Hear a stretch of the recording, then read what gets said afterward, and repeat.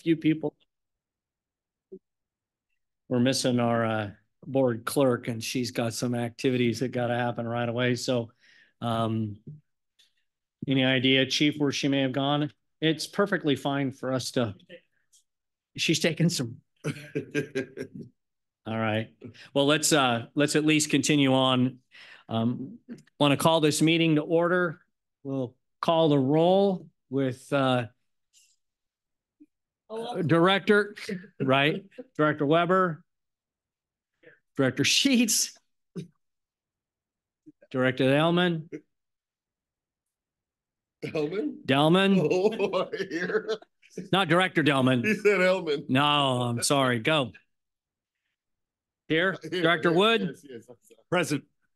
And we've got Director Sailors is not present. Director Rice is not present. Director Costa. Here. So looks to me like we've got a quorum, right? The skin of our teeth. All right. Appreciate that. I'd like to go ahead and pledge to the flag. And I've asked Director Weber to assist us in that. Allegiance to the flag of the United States of America and to the republic for which it stands, one nation, under God, indivisible, with liberty and justice for all. Thank you, Director Weber. Appreciate that. Ladies and gentlemen, if you are interested in following up on this activity this evening and watching it on TV, please refer to the agenda on the Metro Cable announcement. We'll now move on to a public opportunity to discuss matters of public interest within the district's jurisdiction on items on or not on the agenda. Madam Clerk, do we have any speaker forms? We have no speaker forms, and Art will check with the online community and see if we have any. Attendees, if anybody would like to address the board, please raise your hand. I'll give the opportunity to speak. No response. Thank you, Art. Appreciate that. We'll now move on to consent agenda. We have 2 items on consent. I'm assuming my colleagues have read that. I'll entertain a motion. Mr. Chair, I'll move the consent calendar. We have a motion and a second. Madam Clerk, if you'll call the roll. Yes. Director Weber? Aye. Director Sheets? President Gould? Aye. Director Wood? Aye. Director Costa? Aye. And Director Clark? Aye. Thank you. Thank you very much for that. We'll now move on to presentation items. We have one presentation item. It's Government Affairs Winter Update. And our Director of Government Affairs, Mr. McDonald, will give us an update. Oh, there's a lot more letters there. I've got it in very small print. It's not McDonald. Kyle, will you pronounce your last name? No, it's McDonald. You got it. Good. You got it. I just wanted to see if you remembered. Go. Thank you, President Gould. You're welcome. Directors, Chief House, thank you again for the opportunity to be here today. Before I jump into the update itself, I want to start with a slide. I'm assuming it's a different slide than this one. It is okay. a different one. It's a little bit more detailed. Okay. There we go. All right. Now I'd like to begin with a slide that I know you all are very familiar with. This is the strategic planning process and framework. Now, I wanted to start with this slide because it does a good job of solidifying the why I'm doing what I'm doing, how I'm doing what I'm doing, and what we're ultimately trying to do with what I'm doing. Specifically, the external engagement piece. You see down there at the bottom, the legislative priorities and advocacy plan.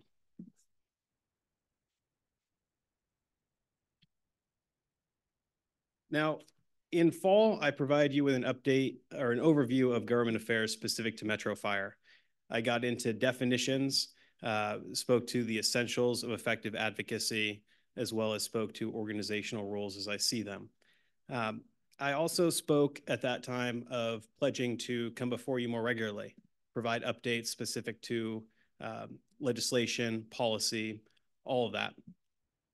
Me being here before you today is that first step towards that. And if you'll have me, I'd love to keep coming back at least once a quarter and provide periodic updates in addition to any other more urgent matters by email and similar methods if needed. Now, at that time, I also spoke to some next steps, specifically increased awareness, increased collaboration, and increased engagement. Now, specific to these pieces, I want to get a little bit further into them and speak to increased awareness. This is proactively flagging critical issues within our agency or legislatively that might affect our agency, seeking feedback such as subject matter experts within our agency, as well as reporting out to our folks what's going on policy-wise, speaking to the legislation. Now, to me, communication isn't just a one-way street. It shouldn't just be me pushing information down. I very much want feedback as well, input from all of you certainly, but also folks within our agency, whether executive staff all the way down. So to me, very much going to the next stage, increased collaboration. In the fall, I spoke about how community is key. Today, I'm speaking about how collaboration is key. I love alliteration, so you'll get those periodically. It's important to not just have sustained and substantive collaboration internally, but externally as well. I'm going to use a few examples throughout this where I speak to specific things that we've done both since we last met, but also previously as well that we've started and that we've continued. In addition to that, identifying subject matter experts and engaging with them. Excuse me. Speaking to internal collaboration, this is a group that I don't have the privilege of saying I started it, but I'm able to say that I'm proud to be a part of it now. It's our core group, collaborating on related endeavors. This brings together representatives from the Office of the Fire Chief, the PIO, Community Relations, CRRD, Ops, as well as Planning and Development to talk about external engagement issues and see about strategizing on them. Another aspect of the external piece is collaborating with California Special Districts Association. I was recently named to the legislative committee there, taking over for Jeff, who has done a fantastic job there, and I'm excited to fill his shoes there.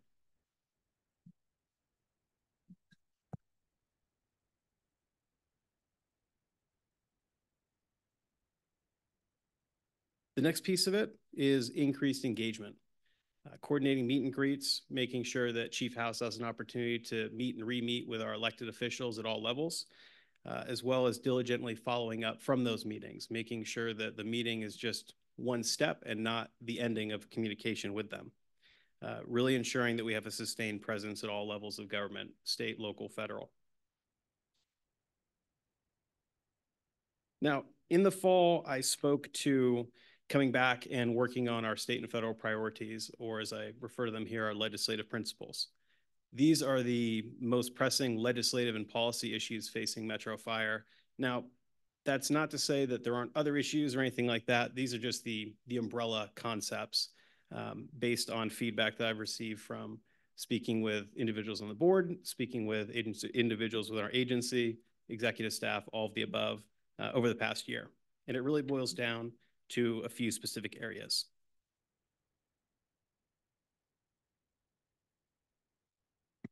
Grants and funding, health and wellness, policies, and training, specifically the Zinfandel First Responder Training Facility.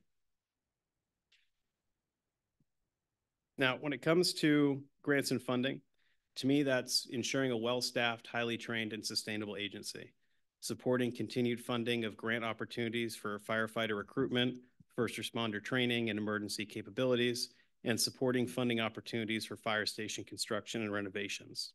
Again, this isn't every single grant or funding opportunity we'd like to explore and continue to support, but kind of just the umbrella, kind of the idea of what we're continuing to work on. Similarly, on health and wellness, it's standing with our first responders. It's supporting the men and women who answer the call and serve our communities. Working with our state and local and federal partners on this. This is something I know I spoke about previously in my fall presentation. This topic in particular, it's not just professional, it's personal as well. It's something that I'm very, very passionate about working on.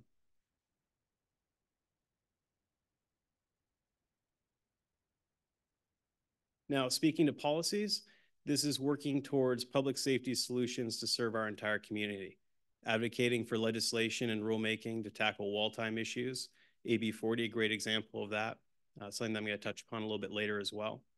It's supporting funding streams for ambulance services and paramedic recruitment, as well as supporting efforts at the federal level to establish a universal definition of special district, which will be very important as we work on grants and funding.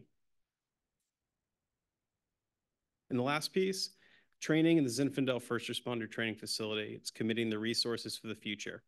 It's supporting regionally important investments into first responder training and education, and ensuring that these critical funds remain available to Metro Fire for regional impact. Now, looking ahead to the next several weeks here, and if there's a question, I'd be happy to pause at that, but looking ahead to the next several weeks and next several months at the state and federal level, January 31st, last day for each house to pass bills introduced the previous year. February 16th is the last day for new bills to be introduced. March 21st through April 1st, spring recess. May 14th, governor's budget revised deadline. June 15th, California budget deadline. On the federal side, since I submitted this last Friday, there's actually been an update on this. The 2 continuing resolutions have actually been extended. We are on our 3rd continuing resolution, both of which are set to expire March 1st and March 8th. Smack dab between that, President Biden will be delivering his State of the Union address March 25th through April 5th, spring recess, and then April 13th through April 17th, Capital 2024. I know a few of you will be attending that. Very much looking forward to joining you out in Washington, D.C. again.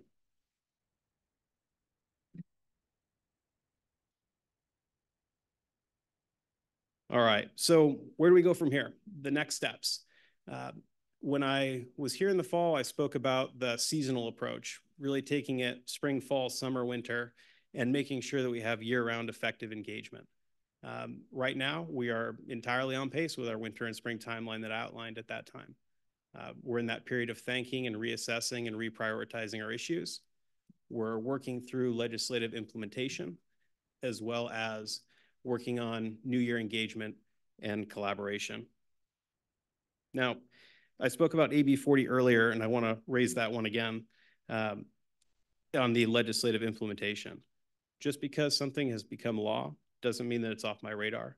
Very much want to make sure that when laws become when bills become laws, we're still making sure that there's an involvement in the process so that it's implemented the right way, but also making sure that if legislative fixes are needed in the future, we have a working knowledge of what's going on there. Lastly, the legislative analysis. That's defining the process of how we actually engage on specific bills. It's the next step of this. It's seeking better communication and collaboration. It's forming an internal legislative and policy team to gain insight and input from those subject matter experts that I referred to earlier, as well as identifying those who need to be involved versus informed. Now, on that point, I very much view the board as both of those, involved as well as informed. Like I said, I'd very much like to come back once a quarter, but along the way, there's certainly going to be issues, certainly going to be topics that affect you all in your districts and that affect Metro Fire, and I look forward to collaborating with you on them. And with that, open up to any questions. Thank you, sir. Any questions for our Director of Governmental Affairs? Sir, just one real quick thing. For those that'll be going, you mentioned cap to cap. Yes, sir. I think it's going to be really critical that we get a little bit further ahead of that with as far as the goals, the items, the actions, the things that are expected of the directors. So I look forward to dispersing that to my colleagues so that they have time to plan. So if you and your team can just kind of put that in your bucket, we'd like to have that information well in advance of attending DC so that it can be productive. Absolutely. Okay. No, and to that point, not just information, but I'd love to be able to organize a briefing with the directors that are attending and make sure that we have an in-person opportunity to get on the same page and make sure we go over issues, topics, and make sure it's productive for us all. And I think a timeline for every day will be super helpful. Yes, sir. you know, I remember in the past, sometimes it was like herding cats, and it was a pretty hard thing to do. So thank you very much for your presentation. And any other questions? Thank you, sir. Appreciate that. All right, we'll move on now to our action items for this evening. We have two of those. The first one is adopt a resolution, California Senate Bill 1205, mandatory inspections and compliance reporting. Assistant Chief Barbie Law. Nope, not that. That's not happening. Go. President Gould, Directors, Chief House. My name is Amy Nygren. I'm the Deputy Fire Marshal in the Community Risk Reduction Division. Oh, hold on. Somebody's going to have a seizure if this keeps up. And I'm here to report out on our state mandated inspections for the calendar year 2023. I'll give you a quick overview on Senate Bill 1205, a little bit on our inspection staffing, our state mandated inspection compliance, and then what the state mandated inspections are. What is SB 1205? SB 1205 went into effect on September 27th, 2018, and it is now codified into the Health and Safety Code. And it requires every fire agency to report their compliance with state mandated inspections to their governing authority. So President Gould, I will answer the question ahead of time. These are state mandated inspections. They are unfunded mandates from the state that we do not receive compliance with. I remember that from last year. Right. It requires the governing authority to acknowledge receipt in a report. And the purpose of SB 1205 was ensure there's proper funding and staffing available and resources available for the fire prevention bureaus. A little bit on our staffing. We have 3 supervising inspectors, one that leads our code enforcement team, one that leads our new construction team, and one for training. We have 13 fire inspectors. All of our funded positions are filled.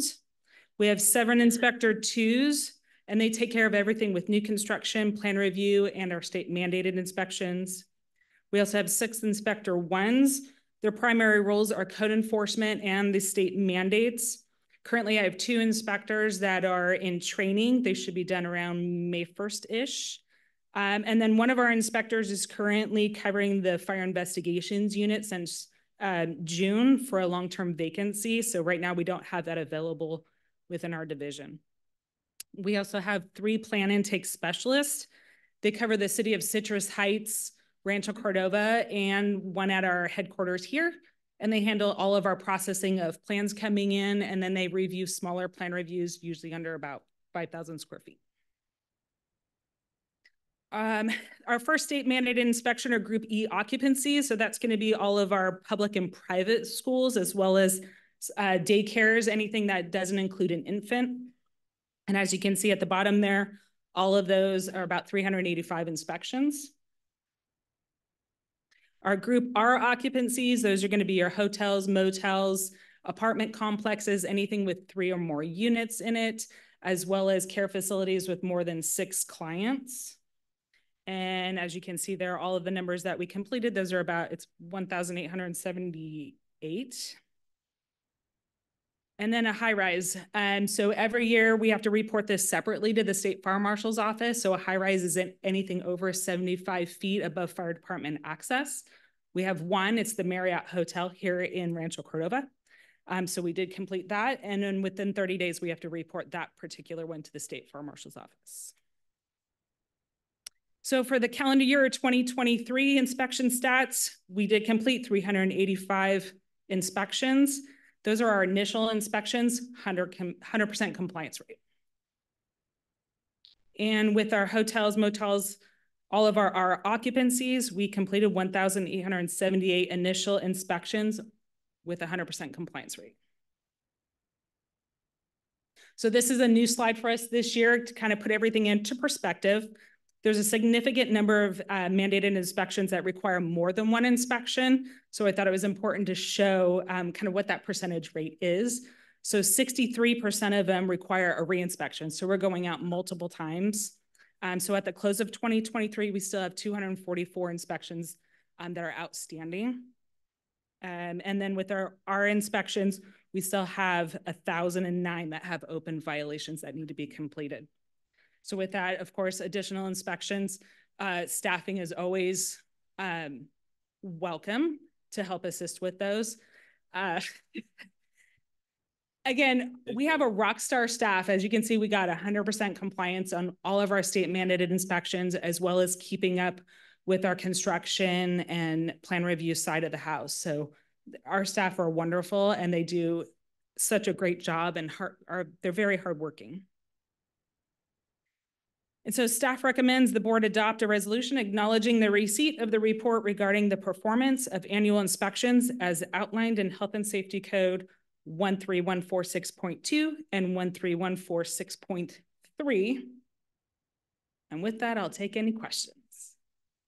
Thank you very much. Appreciate that. That's a really great presentation. I'll entertain a motion as described by staff relative to this. I so moved.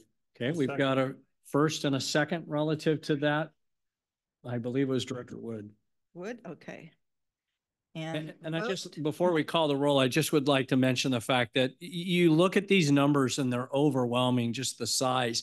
But I think a little more concerning for me is that nearly 1,300 open cases, which are violations to the law. And I, you know, if something goes wrong, it's going to be on us, right? It's just the finger's going to be pointed at us for having open violations that haven't been cleared up. So I would ask my colleagues to think long and hard about our staffing matrix and where we could get some additional staff to clear those out, so that we not only maintain this 100% inspection. I know you guys have been doing that for quite a while, right? It's like finance. We get all these accolades because we do such a great job.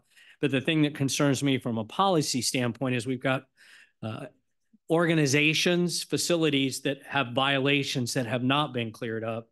And to me, that puts a little bit of the onus on us to get those cleared up. And that's going to take some additional staff, because clearly your men and women are busting their hind ends.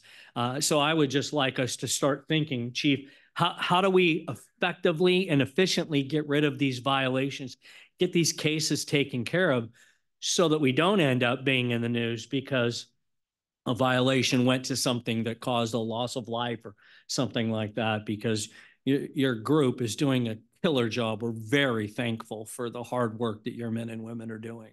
Thank you. It's important to note that our staff do a lot of education when we're doing inspections. Yeah. And the hardest part for us is the turnover for management and maintenance crews. So they're not on the same path with us a lot of times, and things within a year have changed. So we would hope that if it was more steady, you would have more of those violations reduced and then a continual compliance rate. But we're seeing a lot of turnover, especially at apartment complexes, and you know, with funding in schools and things like that, it just gets a little more difficult. So they try the best they can. No, I hope you don't take my comments as that you're not trying. No. I think we have to increase the amount of people that are working with you to get those violations down. Because as you know, it's like I've been given a violation, but nobody's following up, and then bad things happen, and everybody else starts blaming. And we end up getting some of the blame, like, well, you violated them, but you haven't followed up, and so they didn't make any change. So with that, any other questions for this group? All right, I'll entertain a motion. We've got that. We've got a second. and Please then call the roll. All right, Director Weber. Aye. Director Sheets. President Gould. Aye. Director Wood. Aye. Director Costa. Aye. Director Clark. Aye. Thank you. Thank you, ma'am. Thank you. All right, let's move on to our next action item. That is a parking lot lease. Nope, that is the revision of the board policy on travel and conference expense. Wow, exciting stuff right here. Yeah, I'm bringing the heat tonight. Cool, go ahead. Good evening, Mr. Chair, board members, Chief House colleagues, and members of the public. Dave O'Toole, Chief Financial Officer. For this item, presenting the travel and conference policy. Travel conference expense policy, which guides the district on acceptable uses of district funds when traveling to conferences. And the proposed change, let's see, the policy was last updated in 2016. And the changes of the policy before you have to do mainly with meal payments and reimbursements for meal payments. The proposed change would limit the use of the district credit card to purchase meals while traveling and attending conferences. If adopted, travelers would purchase meals using their own funds and be reimbursed at the per diem rate. This practice is consistent with what the federal government does, what many other local agencies do as well. All other travel expenses may be paid for using a district credit card or paid by the employee and reimbursed afterwards with valid documentation. The policy has been reviewed by HR and executive staff. We've run it by Sacramento County, who of course issues our payments, and they approve the change as well. There's no fiscal impact with this policy, and so I respectfully request your consideration and approval. And this is a policy, Mr. O'Toole, that bypassed rightfully our policy committee? Sorry, I should have mentioned that. There we It went to go. The policy committee in Okay. December, I believe. Yeah, we're good. I just didn't hear that, so I wanted to make sure that it made its way through there. All right, are there any questions for Mr. O'Toole on the conference and travel policy changes? Nice and timely for some of us that will be involved in travel and conference attending. No questions? I'll entertain a motion. Make that motion that we adopt staff's recommendation. Thank you, sir. Second, Bob, thank you. Appreciate it. Weber. Madam Clerk, please call the roll. Director Weber. Aye. Director Sheets. President Gould. Aye. Director Wood. Aye. Director Costa. Aye. Director Clark. Aye. Thank you. Motion passes. Thank you, Mr. O'Toole. Appreciate that. All right, let's now move on to reports. President has no report. We'll move to Fire Chief report. Chief House. Directors, colleagues, members of the public, good evening. We have some recruitments I'd like to talk about, 3 of them specifically. Fire engineers promotional exam for 2024. The district's accepting letters of interest for engineer promotion exam until Friday, March 29th. We're also accepting applications for firefighter paramedic. The position for 24-2 is tentatively scheduled for fall of 2024. This is going to be our second fire academy of the year. Applications for that is due on 4 p.m. on February 16th. We're also accepting applications for the position of EMS systems technician with the final filing date of February 9th by 4 p.m. I just wanted to briefly talk a bit about again and give a special thank you to Director Sailors and Supervisor Frost for the recognition of Terry Barnes and his 47 years of service. It was attended well over 100 people showed up there, and I'm still getting remarks from not only Terry Barnes's family, but members of the public up there and retirees of how grateful they were to recognize Terry and how important that was for the organization. So a big special thank you to Director Sailors and Supervisor Frost, and many of you that attended also. Thank you. It was a great event.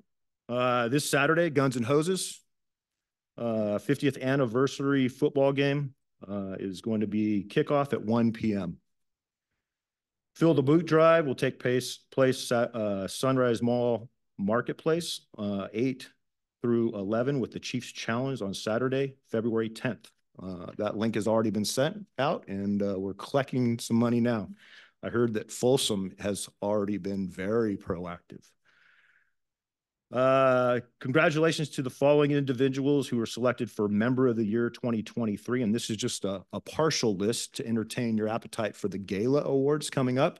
But the Members of the Year, Captain Tyler Block for suppression, Purchasing Agent Courtney Moore for professional staff, Captain Matt Sammons of Special Operations, Paramedic Diana Borsch for EMS, and CERT Coordinator Linda Ford for volunteer.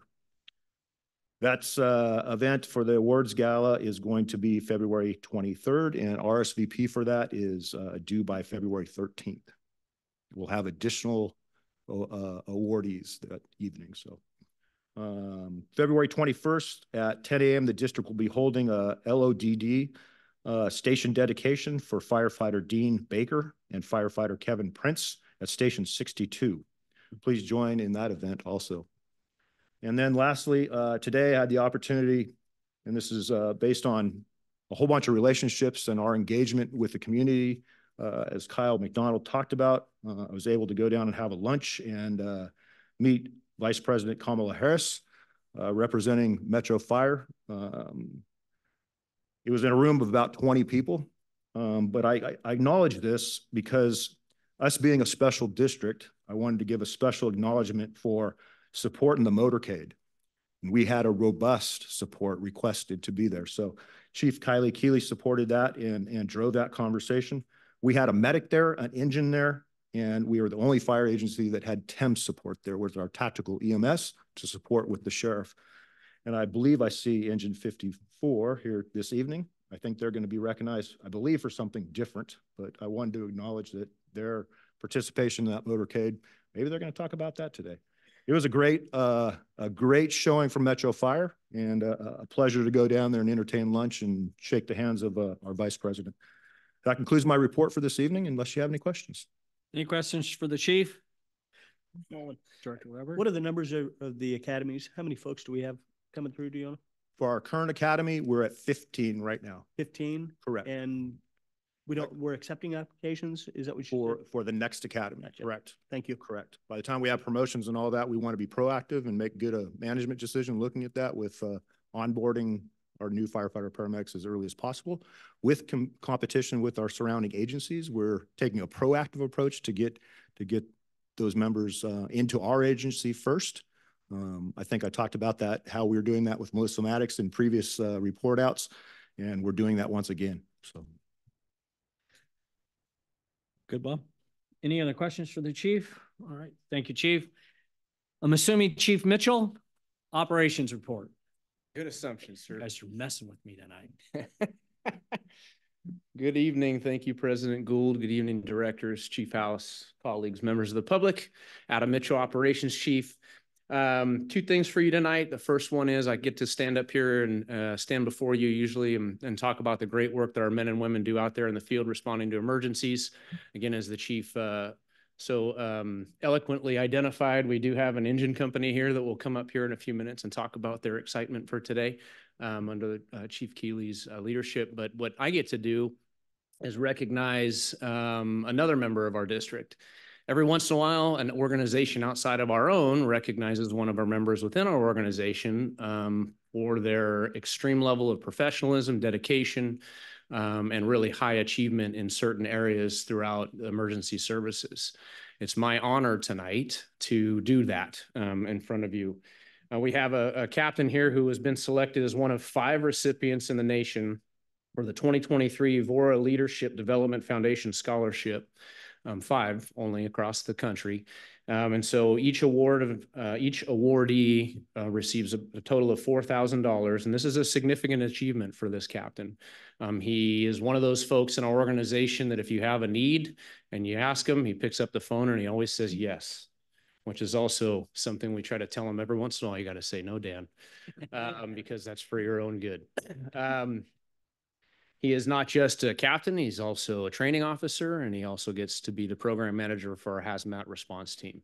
So without further ado, it is my pleasure to bring up Captain Daniel Hoy, who is that recipient that Metro Fire is honored to have be in our membership to talk all this cool stuff about himself, but also about a little bit more about what he does and the scholarship that he received. So Dan.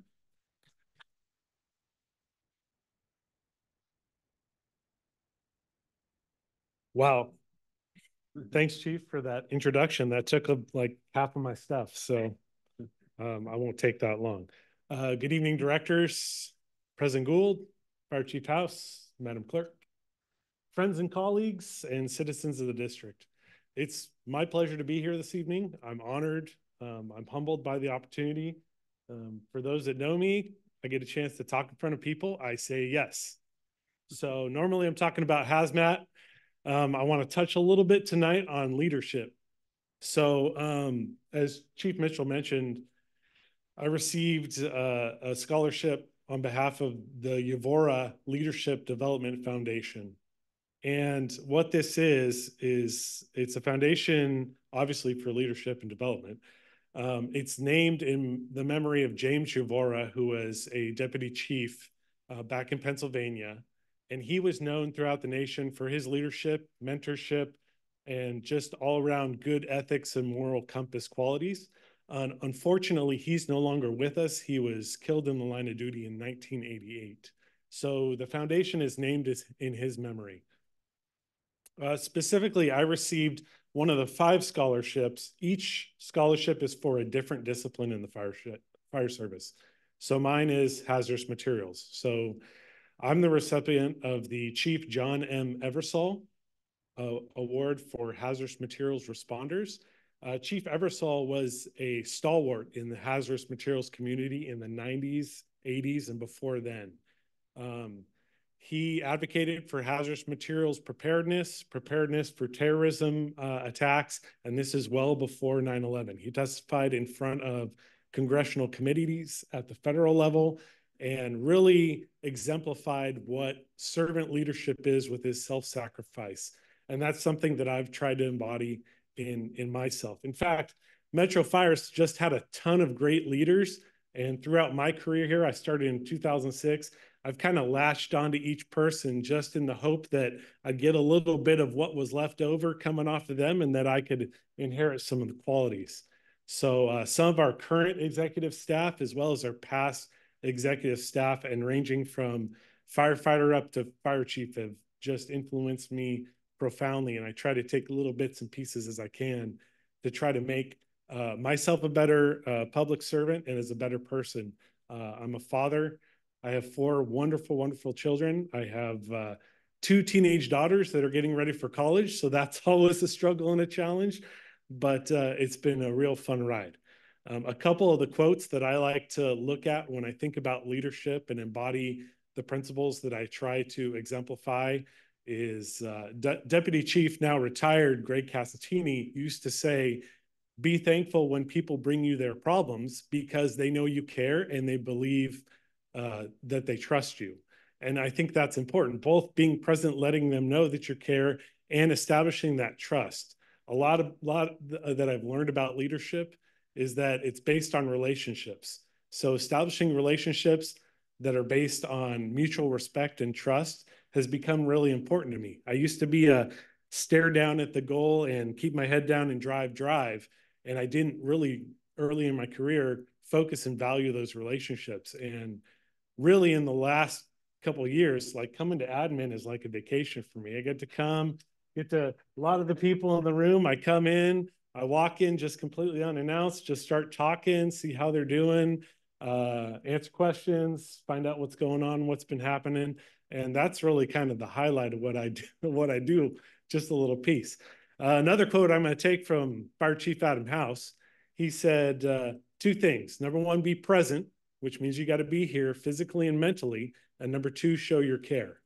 So I think both of those statements embody that servant leadership of how you put other people's needs above your own. And then the third principle that I try to embody is humility, because I think we can all agree being able to accept your own mistakes and accept constructive criticism just opens the doors to a lot of different things. So that's leadership in a nutshell. But I would be remiss if I didn't talk about the hazmat program a little bit. So normally, like I teach our new recruits in hazardous materials, I like to do demonstrations. I thought, given the setting, I didn't feel like setting off the sprinklers or smoke alarm tonight, so I'll kind of forego that for the future. But I would like to share a little bit about the team, because this is my first opportunity to talk in front of you. Go figure. So I might as well take the opportunity. So our team, in case it's been a while since you've thought about it or seen us around, we were developed in 2003. So it was a direction by then Fire Chief Rick Martinez that said, hey, we need a hazmat team.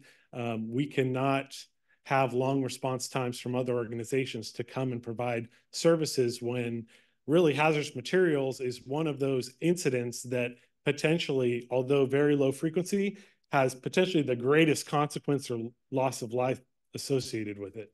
So again, our team was formed based on that directive, primarily by our Fire Chief, Adam House.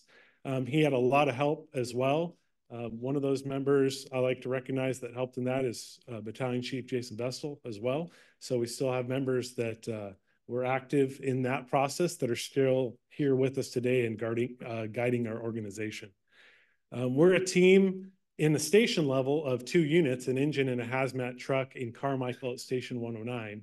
It's 7 men and women, 24 hours a day, 7 days a week, 365 days a year. But really, there's a quarter of our department, 150 members, that are trained to the hazardous materials specialist level.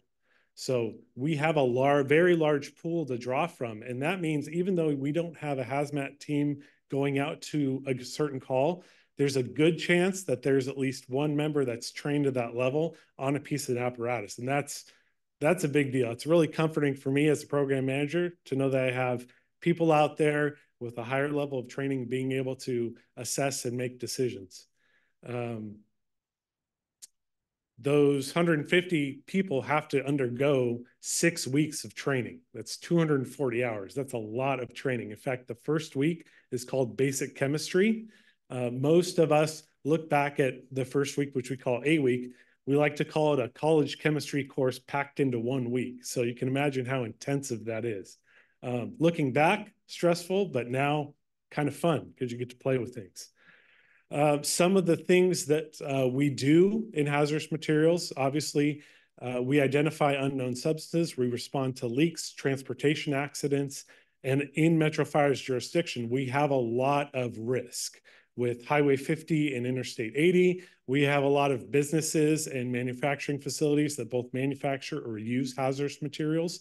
And once you put in the human factor with that, that's where we tend to see things kind of go off the rails, so to speak, pun intended. The other thing that we do is we provide a lot of guidance. We have a contract with the County of Sacramento to provide hazardous materials team services to the other cities in the County of Sacramento. So sometimes we do that through advisement over the radio, or over the phone, or we might respond out there. So we serve the county as a whole and not just Metro Fire, though our focus is here. Before I wrap up here, a couple of the highlights about the team I want to tell you for achievements for the last couple of years. We've achieved of obtaining about $250,000 in grant funding for equipment. As you can imagine, hazardous materials response equipment is pretty techy. It's pretty state of the art. And with that comes a pretty hefty price tag. So I'm happy to say that amount of grant funding is pretty impressive for me to see that go to work and actually give us the proper tools that are modern that we can continue carrying out the mission of Metro Fire. Probably the biggest hurdle we did, especially this last year, is we doubled the team from 55 to 110 members and instituted a very aggressive training program, which I'm here to say was very successful this last year. I was very happy with our members and the amount of information we delivered and the retention, and that we're getting really good value for the investment in our team. So that's all I have to say. I thank you for your time, and I'm willing to take any questions. Captain, thank you. Any questions? Captain, next time I sure hope you show up with a little bit more passion. Okay. You got to bring your A game, dude. I got to give Chris Kellogg a run for his money. Yeah, it was so bland. Anyway, thank you very much and congratulations on your scholarship. That's Thank you. quite an outstanding. What are you doing in April when we go to DC? We got to take we got to take somebody that's Take the hazmat guy. smart. Take the hazmat guy. Talk to your chief. Thank you for bringing him. My pleasure. Well, that's an easy one. Dan's one of the ones, like I said, that give him an opportunity and he'll put forth a great effort and does exactly that in anything that he does. So it's really a nice recognition to get, but well-deserved. So If I could acknowledge real quick, we talk about the great men and women we have in this organization, and they all are. Oftentimes, we also say we have some 1%ers. Dan is one of those 1%ers. When we look at our core values, he bleeds and lives our core values. And Dan, I couldn't be more proud of you from a friendship, but from working with you over the years. You represent Metro Fire extremely well. Thank you. I appreciate that. Nicely done, Chief. excellent. Okay, so one more now. It's my pleasure now to bring up Shift Commander Kylie Keeley to provide you all tonight with this meeting's, where's he at? There he is, he's behind the pole. Shift Commander Spotlight, Chief Keeley. President Gould, members of the board, Fire Chief House, friends and colleagues, members of the public. Kylie Keeley, B Shift Commander. For starting about a week ago, myself and the other two shift commanders were approached by the Secret Service via phone calls and email to set up resources that were going to be allocated and dedicated to the vice presidential visit to the Sacramento region. We had a lot of members involved. The visit crossed boundaries between Sacramento City and Sacramento Metro's fire district. So there was a collaboration between Sac City's resources and ours. Resources that were dedicated were engines, medics, hazmat resources, heavy rescues, an entire fire station for a fallback area. And so before I bring up the crew that was dedicated today in the motorcade, I wanted to recognize members that aren't here. We had Medic 65's crew members, Alex Fitchett, firefighter paramedic Alex Fitchett, and firefighter paramedic Josh House. We had an embedded Thames member, Captain Tim White. We had a fire station, Station 110, that was dedicated as a fallback area for the vice president in case they had to get to a safe refuge area. At Station 110 was the crew of Station 110, the crew of Hazmat 109, and the crew of Rescue 21 for any eventuality that may arise. So come on up. Engine 54's crew with Captain Mike Bonham, Engineer Ryan Wolf, and firefighter Peter Jaquez. They were dedicated today to the vice presidential motorcade. They've been out of their firehouse since about 8:30-ish. And have been following the vice president around all day. So I wanted to bring them up and let them give you their firsthand details and account of their experience today. Thank you, Chief. Again, Captain Mike Bonham, thank you very much for having us. We're happy to be here. We got this told last night that we're going to be in the motorcade tomorrow. I have no experience of being in a motorcade, and so, which was great to fall back on people that have. Firefighter Jaquez has been in many motorcades in Afghanistan, so we were able to fall back on his expertise, and probably a lot different than motorcades you've experienced in the past, just a little bit. So it's always good to fall back on your team with the experience that you might not have. Also, too, being able to watch Engineer Wolf drive in a motorcade where everybody, when you're governed at what, 58 miles an hour in a fire engine with 750 gallons of water, as the first person stops in the motorcade, it domino effects, and he's white knuckling, making sure that nothing happens to that fire engine or that we're not the one that has damage in that presidential motorcade. So strong work to both of them. They did fantastic. We got to, starting off, I'm just going to tell you about our day, the process and everything. We showed up to the Sacramento International Airport at approximately 9:45. We were supposed to report there at 10 a.m. We were able to meet with BC-22, which was Scott Lewis, who we know pretty well.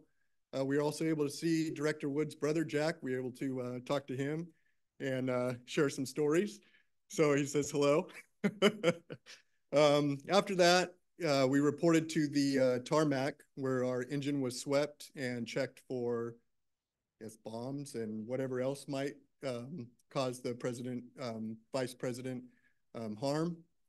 From there, we got on the TAC channel, and we were the only fire engine in the motorcade out of the whole area to be involved in that, which was pretty cool and a unique situation that we may never experience again in our career. So it was fantastic. We were in charge of fire, decon, and medical, along with, just like Chief Keeley said about Medic 65 and Tim White with the Thames team.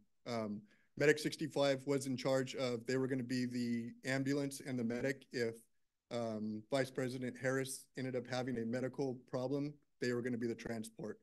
The other medic that was there was Medic 18 from Sac City, and they were going to be the transporters of the motorcade if they had a accident or any kind of medical.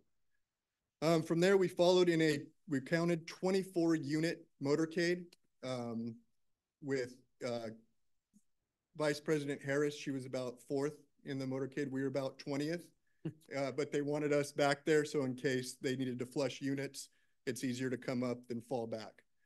So we followed all throughout the day. I believe, Chief, we had lunch, was it the governor's building, governor's mansion, where we staged out there with, and stood by where we got to talk and intervene with the Secret Service and kind of get to know some ins and outs of how this whole process works, what their life is like. Very, very respectful people, very questions about our careers, questions about their careers. It was a good experience for all to kind of know how that whole process works and what they go through on a pretty much daily, weekly basis as these presidents and travel the world essentially. From there, we stayed in the motorcade and traveled to a house within 110's district, staged there for a little bit. We actually got to use the restroom finally at 3 o'clock. So just like one of the Secret Service gentlemen told us, he said, I always slightly dehydrate myself a couple days before because I don't want it. Well, we didn't do that because being rookies, we showed up with full cups of coffee at 10 o'clock, drinking as these guys are probably looking at these idiots. So yeah, so we got to use the restroom finally at 3 o'clock, which was fantastic. So after that, we stayed in line with everybody and everything went according to plan. I feel like these gentlemen and we represented Metro Fire extremely well, and proud we got an opportunity to do it. So thank you very much. And do you guys want to share anything or share any of your experiences? No, come on up. Yeah, you did good. Thank you. Excellent, Captain. Thank you very much for that. Thank you. Chief Mitchell, Chief Kiley. Who's going to take the lead? Back to you? Yeah, back to me. All right.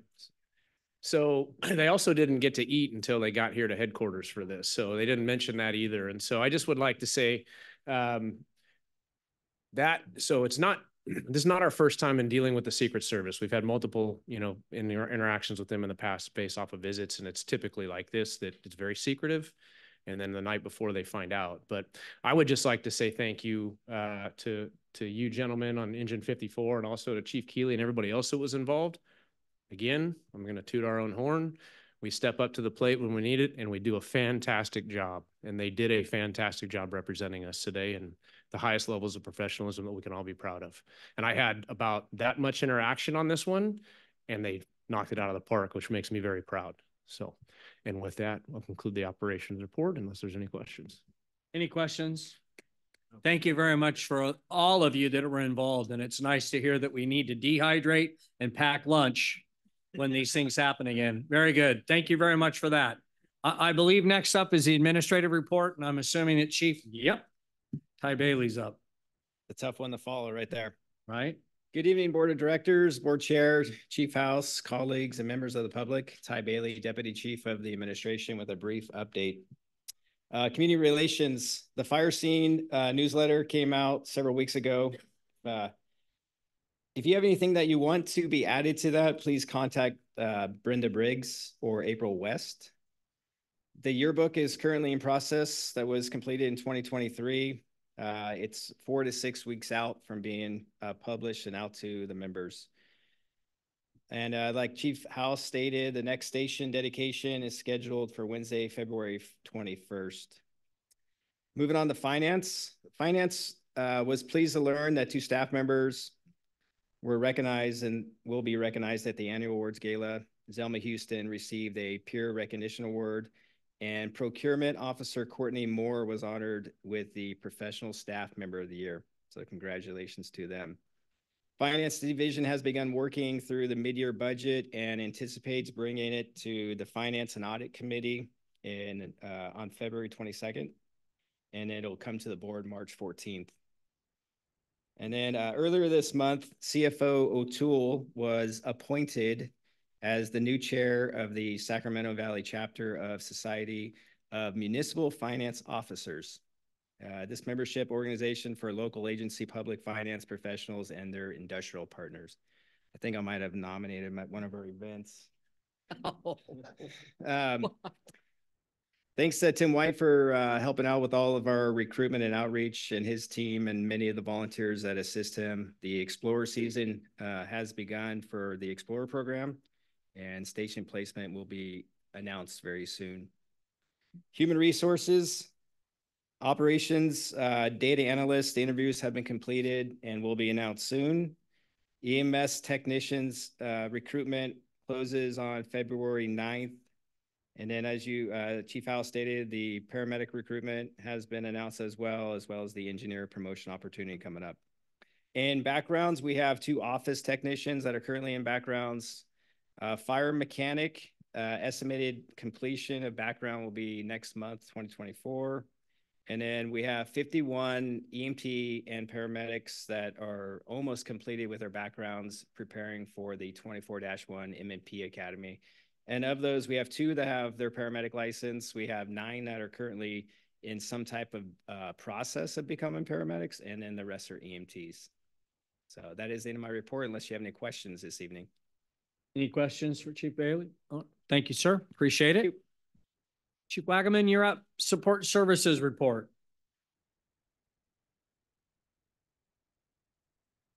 Thank you, and good evening, President Gould, directors, Chief House, staff, and all the people that employ us, our public.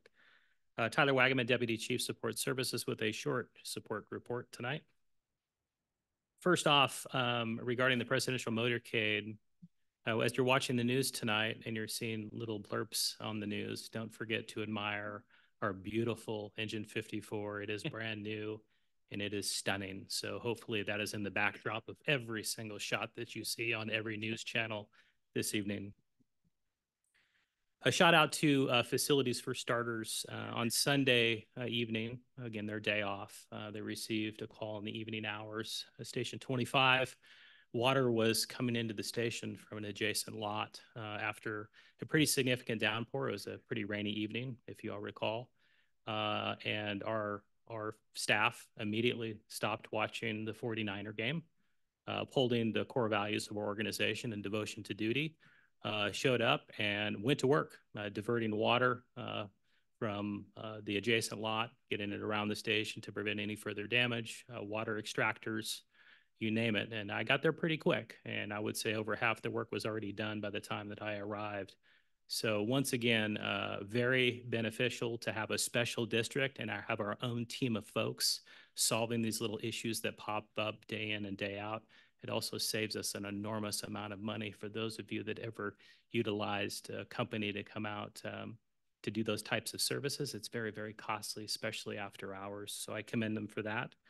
In addition, they swapped out lighting in the apparatus bay at Station 114, as well as Station 54 kitchen with LED lights, so Title 24 compliance. They also received an after-hours call of a high temp alarm at our logistics building in our server room. As you know, that we have satellite server rooms throughout the district for all of our facilities, including our fire stations. And the server equipment's very expensive and it doesn't like heat. So we have alarms in the event that we have a AC failure, and they received that during the overnight hours, and facilities deployed a resource there, found the AC unit did die, and they were able to get it up and operational before it impacted the server system, again, saving us money. In addition, they commercially cleaned some carpets over at our fire investigations building over at 3000 Fulton Avenue. With that, I'll move over to Fleet. The fleet manager, as well as one of our mechanics and myself, will be heading out next week to Boise Mobile to see the status, check the status of 4 of our Type 5 fire engines that are nearing completion. We hope to get those here in the state of California and in our hands here very soon in preparation for our upcoming wildland season. With that, I'm going to go ahead and turn the mic over to Chief Nygren. Unfortunately, Chief Law had to step out this evening, but she's going to be a great person to fill in for Chief Law and talk about a few highlights that's occurring within our community risk reduction. Chief Nygren. Thank you, Chief Wagaman. I will make it quick, I promise. First off, CRD continues to be an active member of the Fireworks Task Force. And last week, Chief Law attended a meeting specifically focused on proposed changes to the county ordinance. CRD is also in the process of scheduling meetings. Chief Law and I are going to meet with the superintendents of each of the public schools to make sure they're aware of the new fee schedule changes that will take effect on January 1st, as well as some focused discussions on fire and life safety education, particularly involving teen vaping at schools that are affecting false alarms that we're having. The last time I'm going to kind of read a little story about an incident that occurred last week, and it's a great story. On Saturday, June 20th, 2024, crews were dispatched to an apartment fire on Marconi Avenue. Crews arrived to heavy fire affecting several first floor units, extending up to the second floor. 2 victims were treated and one was transported. In a proactive approach, last year, members of the CRD team conducted a smoke alarm blitz at that apartment complex. And that was in conjunction with a joint task force inspection for ongoing issues related to vacant and boarded up units.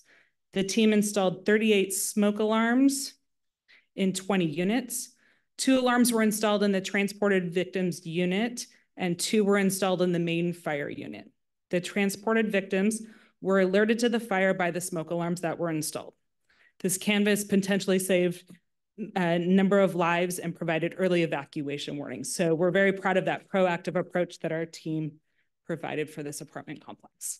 With that, end of report. So that concludes the support services report, unless you have any questions. Any questions for the chief? Thank you very much. Appreciate that. We'll move on. I've scanned the, okay, there we go. Local 522 report, certainly not Sean. Certainly not Sean. Little taller than Sean. Good evening, President Gould, other board members, Chief House, other members of the public. Thanks for having me tonight. I'm going to continue with a short and sweet report from 522. Not a lot of things to report out other than some organizational, structural things inside of 522. Last Wednesday, Sean Scholar was officially sworn in as the vice president. So along with other e-board members of the union, which opened up a director position to take his place as a director. Mike Gildone was voted and elected to take that director role. So congratulations to Mike. He was one of our deputy directors. He was currently working with Chief Mitchell in operations, so he'll continue that role as his director position to work with Chief Mitchell in operations. I have taken over Sean's role in my term as a director. Sean was all of admin and HR, working closely with Chief Bailey. And I am currently in a day's position, getting up to speed and quickly learning that is in itself truly a full-time job in its own. So I'm getting up to speed on that. And then that opened up for that deputy director position, which Mike Gildone vacated. So we have nominations out for that. That'll come shortly. The only other thing that is moving forward, and thank you for your continued support, board, with the health and wellness of our members. We're really moving forward with our health and wellness project, working closely with our peer support team, Jeff Wells and Ryan Manfredi, and moving towards a futuristic goal of having a health and wellness center. We are going to visit Phoenix in February, and they have a pretty successful health and wellness center that has currently been functioning since 1987. So a few of us from the union are going to go visit the Phoenix's Health and Wellness Center, get a little bit more education on how theirs works, how they started, the pitfalls and challenges, and all of how that came to what it is today, and hopefully have a very successful health and wellness center of our own here in Sacramento, which does not currently exist. So thank you for your continued support in that project and keeping our members mentally and physically healthy, and hopefully move forward in that direction to have a very similar program that Phoenix has. So, but that concludes my report, unless you have any other questions. I just didn't catch your rank and name. Captain Pete Votava. Thank you. You're welcome. Anybody else? Any other questions? Thank you, sir. Appreciate you. that. We'll move on to committee and delegate reports. The executive committee has not met. We'll move on to Comm Center JPA. AC Green is not in the room, right? He said no report this evening. And he has no report. Good. Thank you very much. We'll move on to Finance and Audit Committee. I believe, who's going to go? I chaired it. Director Dell. Yeah. The Finance and Audit Committee met today at 5:15. We conducted our election of officers. We had Director Jones has been assigned the chair and the vice chair. He wasn't here. That's strong work right there, my colleagues. That's strong work. Yeah, that's great. Director Jones, congratulations. and Director Weber is the vice chair. We had then we also had a report from CFO O'Toole. We did the bi-monthly fiscal report, and the takeaways were in October 31st, general fund cash was 25.8 million higher than prior year. Overall, general fund revenue was off to a slow start, but it's 3.3 million less than final budget forecast. It'd be all right. And then we had the monthly PPG EMT revenues increasing, but still a $3 million short for fiscal year 2022 and 23, and 4.6 million short after 4 months of fiscal year 2023-24. And finally, the general fund expenditures were $17.4 million lower than our final budget. We also had a great report by a fraud and risk assessment program. It was presented by Ron M. Pedrada, our controller. This is a great program. I mean, I don't want to go through the whole thing, but it's comprehensive, and it's just a great program. It's actually trend setting. I don't think any other, well, as Ron said, there was maybe one other district that had this kind of program, and it's cutting edge again. There once again, Metro Fire is in the forefront and ahead of everybody else on issues of that type. So that's all that's the end of my report. Thank you, sir. Appreciate that. We'll move on. Director Costa, your policy committee. Thank you, sir. No report. Our next meeting is February 8th. Okay, let's stay in that area. Let's go right back to you for board member questions and comments. Thank you. No questions or comments. Oh, that's pressure. Director Weber. I also have no comments, but thank you. See a theme going on. Director Sheets. No, I'm. Oh. Niger, thank you so much for the presentation. Incredible work that your team is doing. It just goes to show what an amazing company that we have, and that we support our public service. So thank you for that. Also wanted to congratulate you, Captain Daniel. Dan, I know his first name's Dan. I just don't know the last, but amazing work. And thank you for highlighting hazmat. It's really important that you had mentioned how much time and effort, 240 hours, 6-week program, but the continued education to make sure that the members are continuing to, learn all of the new things that are out there. So really proud of the work that our hazmat team does. There was one other thing I was going to say, and I didn't write it down. We can come back to you. Chief Kylie Keeley. Yeah. Kylie Keeley. Thank you for recognizing the crews and just, as I was listening to it, thinking, the captain had said, this is a once probably in her career opportunity. It just is every time I think that I couldn't be more proud to work for an organization, then I hear stories like that and think, I mean, it's amazing. So thank you for that. That's all. Thank you. I conclude. Okay, thank you. Director Clark? Yes. Congratulations also to Captain Hoy for his scholarship and his leadership with the hazmat.